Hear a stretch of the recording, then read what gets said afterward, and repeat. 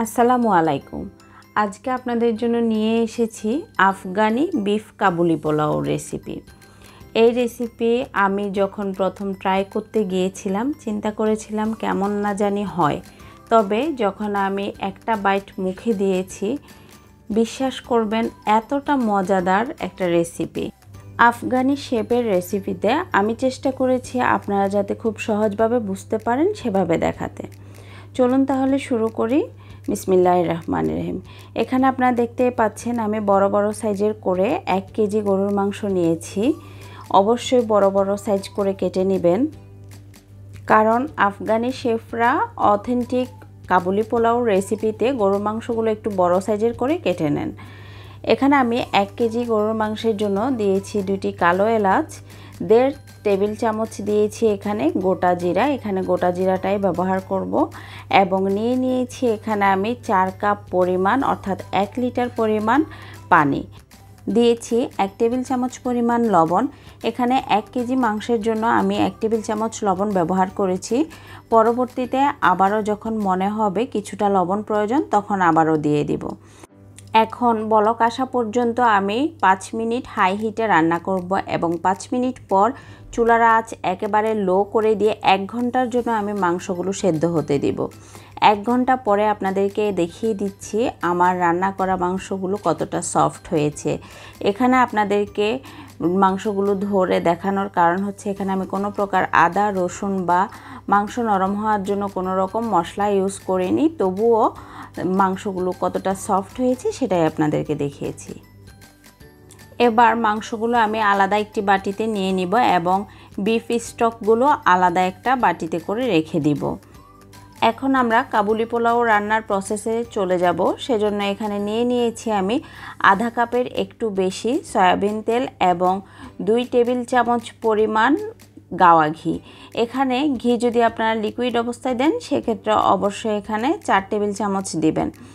এই রান্নাটায় ঘিটা অবশ্যই জরুরি, ঘিটা দেওয়ার চেষ্টা করবেন, কারণ আমরা যেহেতু কোনো প্রকার সুঘ্রাণযুক্ত মশলা ইউজ করব না, এই ঘিয়ের ঘ্রাণ এবং পেঁয়াজের ঘ্রাণেই কিন্তু পোলাওটার আসল সুগন্ধিটা বের হয়ে আসে।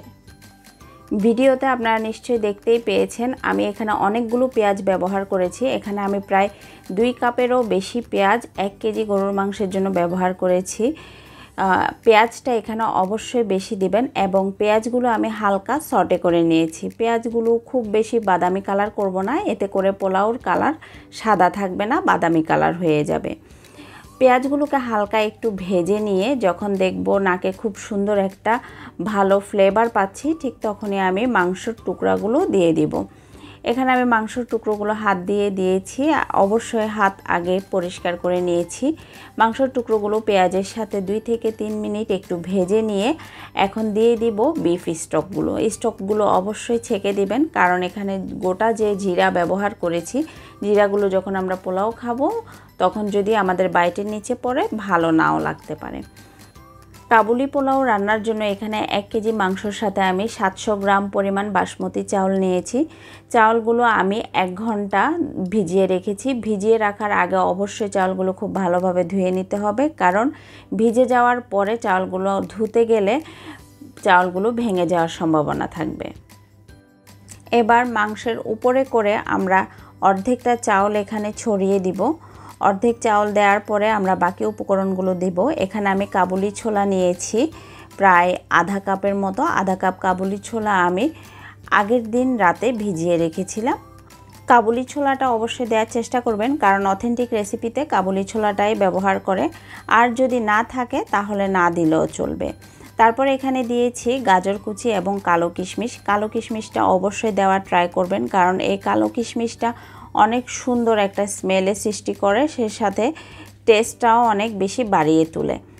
এখন এরপরে আমি বাকি চাউলগুলো আবার দিয়ে দিয়েছি। বাকি চাউল দেওয়ার পরে এখানে আমি গরম পানি ব্যবহার করছি। নতুন রাঁধুনিদের সুবিধার্থে আমি দেখিয়ে দিচ্ছি এখানে পোলাওগুলোতে পানি কি পরিমাণে দেওয়া লাগবে। আমি যখন চাউল দিয়েছি চাউলের উপরে আধা ইঞ্চি পরিমাণ যাতে পানি থাকে সেইভাবে মেপে আমি এখানে পানি দিয়েছি। আপনারা দেখতেই পেয়েছেন আমি আঙ্গুলের 1 কর পরিমাণ মেপে তারপরে আপনাদেরকে দেখিয়েছি। নতুন রাঁধুনিরা এভাবেই ট্রাই করবেন। আর এভাবেই যাতে চাউলগুলো একটু পানির নিচে ডুবে থাকে সেই পরিমাণ পানি দিয়ে দিতে হবে। এখানে আমার মনে হয়েছিল আরও একটু লবণের প্রয়োজন, সেজন্য আমি এখানে আরও 1.5 চা চামচ পরিমাণ লবণ দিয়েছি। টোটাল আমার এই কাবুলি পোলাও রান্নায় 700 গ্রাম চাউল এবং 1 কেজি গরুর মাংসের কাবুলি পোলাওতে 1 টেবিল চামচ এবং 1.5 চা চামচ পরিমাণ লবণ লেগেছিল। এবার হাই হিটে আমি চাউলগুলো ততক্ষণ রান্না করব যতক্ষণ না চাউলের বরাবর পানি চলে আসবে, অর্থাৎ পানিটা চাউলের সামান্য একটু নিচে চলে যাবে। ওই মুহূর্তে আমরা একটি কিচেন টাওয়াল ভিজিয়ে দমে দিয়ে দিব। এখানে আপনারা চাইলে আটা গুলিয়েও দমে দিতে পারেন, অথবা আরও সহজ করতে চাইলে এখানে ফয়েল পেপারও ব্যবহার করতে পারেন। যার যেমনটা দমে দেওয়ার অভ্যেস আছে ঠিক সেভাবেই দমে দিয়ে দিবেন। দমে দিয়ে চুলার হিট একেবারে লো করে দিয়ে 30 মিনিটের জন্য আমরা রান্না করব। 30 মিনিট দমে রাখার পর আপনারা দেখতেই পাচ্ছেন আমার রান্না করা পোলাওগুলো কতটা ঝরঝরে হয়েছে এবং প্রত্যেকটা চাউল পারফেক্টলি ফুটেছে। আশা করছি আপনারা দেখেই বুঝতে পারছেন কতটা সুন্দর এবং সফট হয়েছে পোলাওগুলো। এবার আমি পোলাওগুলো একটি সার্ভিং ডিশে সার্ভ করে আপনাদেরকে দেখাবো দেখতে কতটা সুন্দর হয়েছে। এই পোলাওটা আপনারা যতক্ষণ না তৈরি করে খাবেন ততক্ষণ বুঝতেই পারবেন না এটা কতটা মজাদার একটা পোলাও। আমি যখন রান্না করছিলাম তখন আমি বারবার ভাবছিলাম না জানি কেমন হয়, কোনো ঝাল নেই, মশলা নেই। আমরা বাঙালি, আমরা তো ঝাল মশলা খেতেই পছন্দ করি সব সময়। তবে আমি যখন 1 চামচ মুখে দিয়েছি, আমি বিশ্বাস করবেন কিনা জানি না, এই পোলাও আমার খাওয়া বেস্ট একটা পোলাও। মাংসগুলো দেখেন প্রতিটা আশে আশে খুলে যাচ্ছে, এমনটা সফট হয়েছে।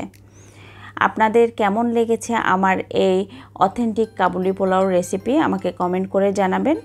আবারও দেখা হবে নতুন কোনো ভিডিওতে নতুন কোনো রেসিপি নিয়ে। ততদিন সবাই ভালো থাকবেন, সুস্থ থাকবেন এবং আমার জন্য দোয়া করবেন। আল্লাহ হাফেজ।